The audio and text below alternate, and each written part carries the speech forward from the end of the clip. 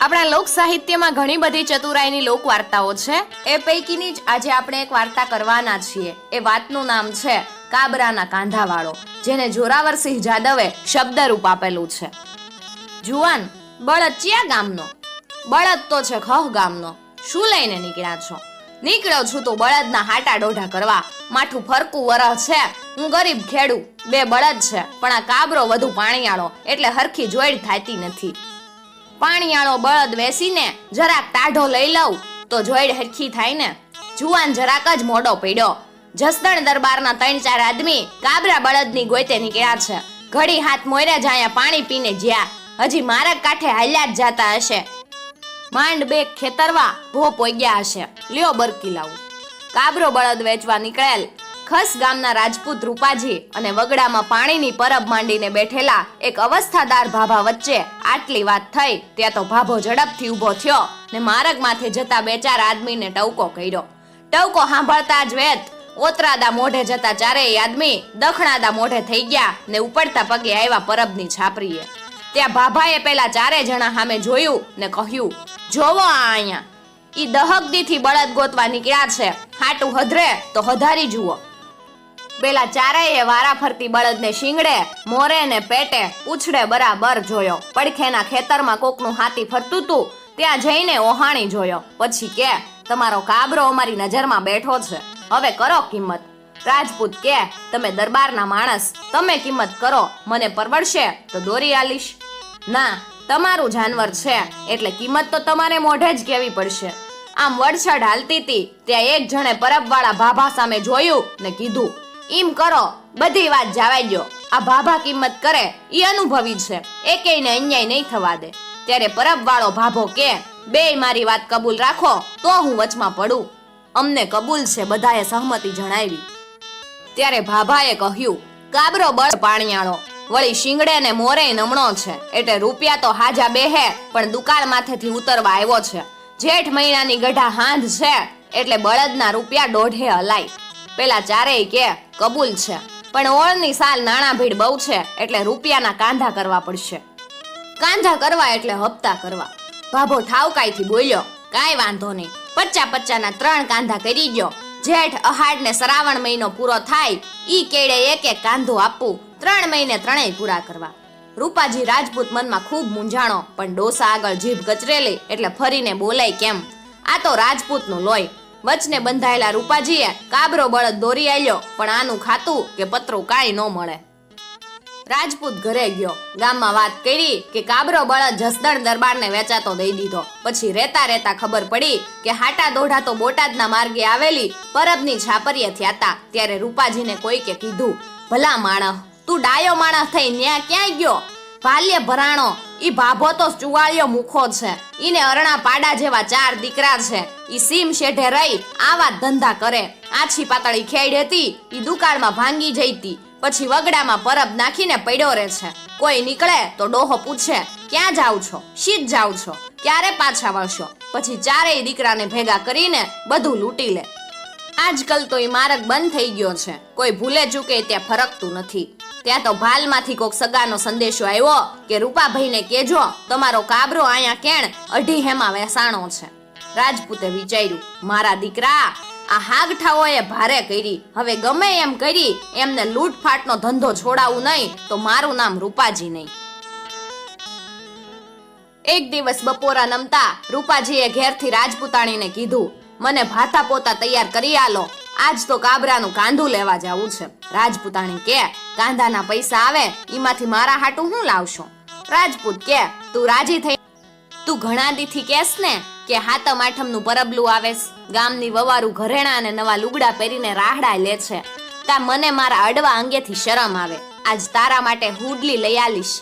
કામ્યું ને કડલાની જોડ લાવજો ને પાટણનું પટોળું લાવજો, પણ મને ઈમ ન ખબર પડે. તારે જેવા જોઈએ ઈના નમૂના હારે આપ, અદલો અદલ એવી જ લઈ આવીશ.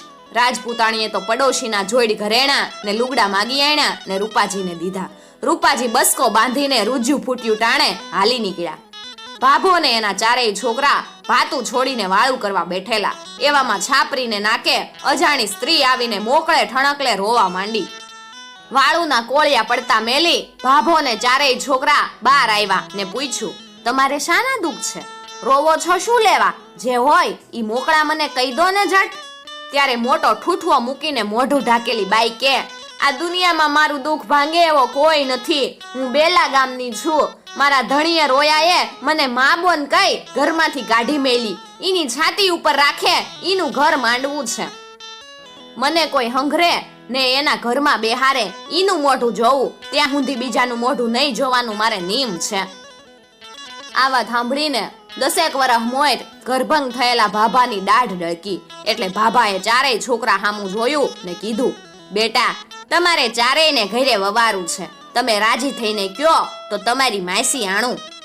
દીકરા કે, બાપા ઈ થીરવડું બીજું હું? બાઈ કે, તો તમારું ઘર માંડું. આ તો ઘર ઘણું કહેવાય. 5 નાતીલા જોહે, નાળિયેર ને સુંદડી જોહે, કાંક ઘરેણું ગાંઠું જોહે. 4 ગામનું પાણી લાવી ઈના સોખા રાંધીને 4 નવાલા જમાડો ત્યારે ઘર માંડ્યું ગણાય.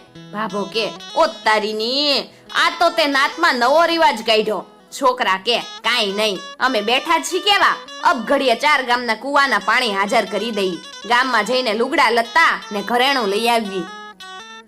બાપને ઘરઘાવાની હોશમાં ચારેય ઉપડ્યા ઝપટ મોઢ. ઘડી હાથ થઈ ત્યારે ભાભા બોલ્યા, અહીંયા આપણે બે જ છીએ, હવે મોઢું બતાડો.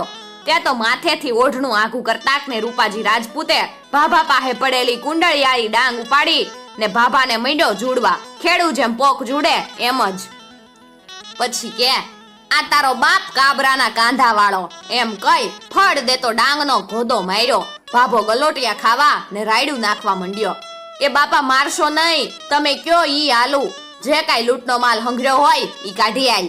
ભાભાએ છાપરીના છેડે હાથે ગભો ઊંડી ખોદીને ઘરેણાને રૂપિયા કાઢી આપ્યા. રાજપૂતા બધું લઈને નીકળ્યો ને કીધું, હવે બીજું કાંધું લેવા 15 દીમાં આવું છું. રેવું હોય ઈમ રેજે. રૂપાજીએ તો ઘરે આવી રાજપૂતાણીને ઘરેણે મઢી દીધી. અહીં ચારેય દીકરા પાણી ચોખા ચૂંદડીને ઘરેણા લઈને આવ્યા. ત્યાં તો ભાભા છાપરીના ખૂણે પડ્યા બોકાહા નાખે. દીકરાઓને જોઈને ડોસાના મોઢામાંથી તૂટક વેણ નીકળ્યા. મારો દીકરો કાબરાના કાંધા વાળો હતો. મારીને મારા હાડકાની કાછીલ્યું કરી નાખી. પાછો કેતો ગયો છે કે 15 દી કેડે બીજું કાંધું લેવા આવું છું. અવસ્થાદાર શરીર ઉપર ડાંગુના ઘા પડેલા એટલે ભાભો તો રાયડું પાડે ને કાળા બોકાહા નાખે. છોકરાઓએ ભાભાના ડીલે હળદર ઊની કરીને ચોપડી. ઘર ઘણાનું નાળિયેર લાવેલા ઈ વધેરીને પાણી પાયું. પછી છોકરા કે, આ ફેરા છેતરાવું નથી હો. ઈ કાબરાના કાંધા વાળો આવે તો ઠાર મારવો છે. મારીને રહી જેટલા કટકા કરી નાખવા, તોય દાજ નહીં ઓલાય. એમ કરતા 10 દિવસ થયા. ત્યાં છાપરી આગળથી એક ટપ્પો નીકળ્યો. ટપ્પા વાળો ટપ્પો ઉભો રાખીને નીચે પાણી પીવા ઉતર્યો. પાણી પીને એક લોટકો પાણી ટપ્પાના પૈડા ઉપર રેડ્યું. ત્યારે ભાભાના છોકરે પૂછ્યું, ટપ્પો કેણી કોઈ? ડાક્ટર સાહેબને લઈને બોટાદ જાવું છે, ત્યાં વિઝિટે જવાનું છે. છોકરા કે, મારા બાપા બહુ માંદા છે, નો તપાસતા જાવ? માથેથી હેઠ આઘી પાછી હલાવતા ડોક્ટર બોલ્યા, મારે મોડું થાય છે, પેશન્ટ સિરિયસ છે, વળતા તપાસતો જઈશ. પેલો છોકરો હાથ જોડીને બોલ્યો, બાપા તમે જે કહેશો ઈ ફી આલીશ, પણ મારા બાપાને તપાસીને જાવ ને. ત્યાં ભાભાથી નો રહેવાનું. ઓય બાપલ્યા મરી ગયો, હવે નથી રહેવાતું. છોકરાની આજીજી સાંભળીને ડોક્ટર ટપ્પામાંથી હેઠે ઉતર્યા. સ્ટેથોસ્કોપ લઈ ડોસાને આખા શરીરે તપાસ્યો. પછી કે, ભાભા જીવે એમ લાગતું નથી, બહુ મૂંઢમાર પડ્યો છે. ડાક્ટર સાહેબ કોઈ ઉપાય? પૈસા હામું નો જોશો, અમારા બાપાને કોઈ પણ વાતે હાજા નરવા કરી દ્યો. ડોક્ટર કે, જાઓ 2 ઇન્જેક્શન લઈ આવો. 2 છોકરા દોડતા બોટાદ જવા નીકળ્યા. ત્યારે ડોક્ટર કે, લેપનો મલમ પણ જોશે. ઓલા મને પૂછવાય ઊભા રહેતા નથી. વાહે બીજા 2 છોકરા દોડ્યા. ઘડીક હાથ થઈ ત્યાં ડોક્ટર કે, ભાભા હરામના પૈસા કાઢ જટ, તારો બાપ કાબરાના કાંધા વાળો છું. ભાભા કે, બાપ મારીશ માં, જો ઓલા માટલામાં રૂપિયા પડ્યા છે ઈ હંધાઈ લઈ જા. રૂપાજી તો રૂપિયા લઈ ચડ્યો ટપ્પામાં. ત્રીજું કાંધું લેવા 8 દીમાં આવું છું એમ કઈ ટપ્પા વાળાને કે, આજ તારો ઘોડો મરી જાય તો કુરબાન, હું બીજા પૈસા આલીશ, નવો ઘોડો લાવજે, પણ જાવા દે એકવાર બળ હોફીને, ભેગો ન થવા દેતો, નકર તું ને હું જીવથી ગયા માનજે. અને ટપ્પા વાળાએ ટપ્પો મારી મૂક્યો. 2 કલાક થઈ ત્યાં છોકરા હાપતા એવા છાપરીએ. ત્યાં કોઈ ન મળે. ભાભા કે, હવે આને કોઈ વાતે ઠાર કરો, ઈ મારો જીવ લેશે હો. મારો દીકરો કાબરાના કાંધાવાળો હતો. આ ફેરા જીવતો ઊંધા માથે બાંધીને હળગાવી મૂકીએ નહીં તો હા માનો ને. છોકરા બબડિયા. આ વાતને 8 દી થયા. રાજપૂત પાછો થયો તૈયાર. સીમમાં માર્ગ માથે હાલ્યો જાય ત્યાં એ ગોવાળ ઘેટા બકરા ચારે. રાજપૂત ગોવાળ પાસે જઈને કે, અલ્યા તારે 100 રૂપિયા જોવેસ? આલો ને ભાઈ, તમારા જેવા તો ભગવાન નહીં, પણ તારે કામ કરવાનું. એક શું બતાડો, 1000 કામ કરી દઉં. જો તારે બોલવાનું નથી કે બાજવાનું નથી. ઓલી પાણીની પરબવાળી ઝૂંપડી છે ને, ત્યાં જઈને એટલું જ કહેવાનું કે આ તારો બાપ કાબરાના કાંધ. એટલું કઈ ભાગવા માંડજે, પણ બહુ દોડીશ નહીં. છોકરા વાહે પડે તો ખેતરવાનું છેટું ભાંગવા ન દઈશ, અને ઘાયે નો સડતો નીકળ ઠાર મારી નાખશે. ગોવાળે તો 100 રૂપિયાની નોટ ગંજામાં મૂકી ને પછેડીના ચારેય છેડા ખોસ્યા. પછી કે, હવે મારું કામ.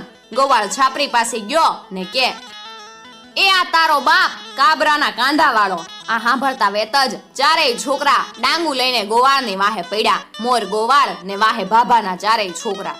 ભાભો વિચાર કરે, આજ તો હરામીનું મોત આવ્યું છે, હમણે મારા છોકરા પાડી દેહે. ત્યાં તો ભાભાના ડેબામાં ફળ ડાંગ પડી. એ ઈ નહીં, પણ આ તારો બાપ કાબરાના કાંધાવાળો હાસો ઝટકાઈ જે હોય. આને જોતા જ ડોહાની આંખે અંધારા આવ્યા. 2 હાથ જોડીને કે, બાપ તારી ગા, હવે મને છોડ. બોલ, હવે આ ધંધો કરીશ કોઈ દી? ઝૂંપડી વીખીને અહીંથી વયો જા જટ.